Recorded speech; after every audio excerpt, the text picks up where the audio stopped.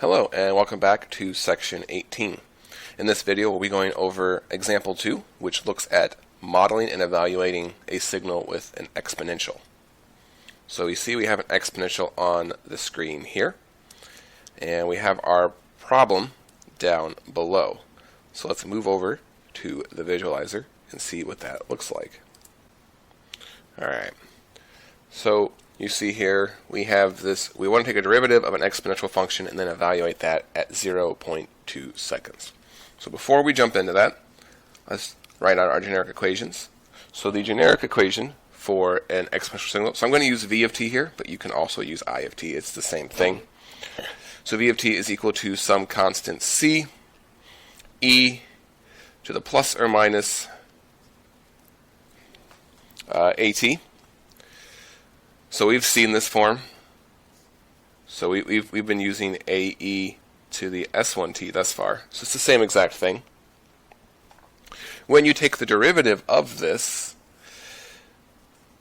so if I do dv dt, then this piece stays there. So we still get ce to the plus or minus at. So the plus or minus on the a is because all that happens when we take the derivative is this piece right here, the plus or minus a, gets repeated out in front.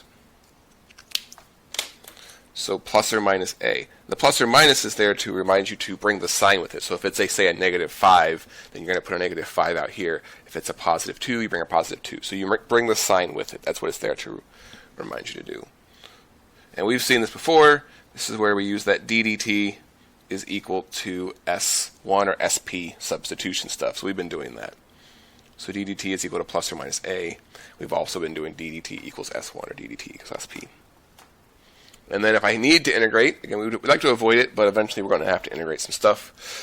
So integrating some function v of t over t, then what we'll get is we still get ce to the plus or minus at, but now instead of bringing a out front, we bring out the inverse of it, so 1 over plus or minus a. So exponentials are really nice to do derivatives and integrals with, because you're just going to be working with this constant a, and so either it's going to come over as a division or come over as multiplication.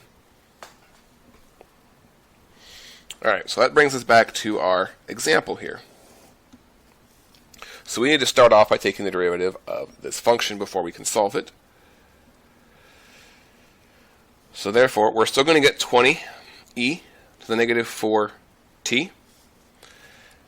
Our a in this case is this -4 if we follow our pattern, which means I've taken a derivative, so I'm going to basically sub out this ddt with this -4.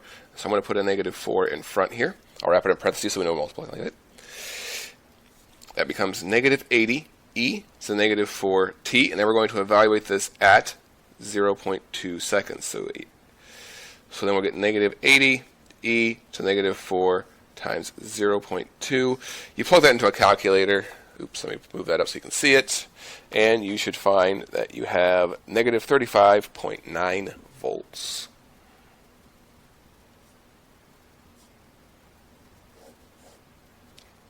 All right. So if you have any questions, feel free to reach out.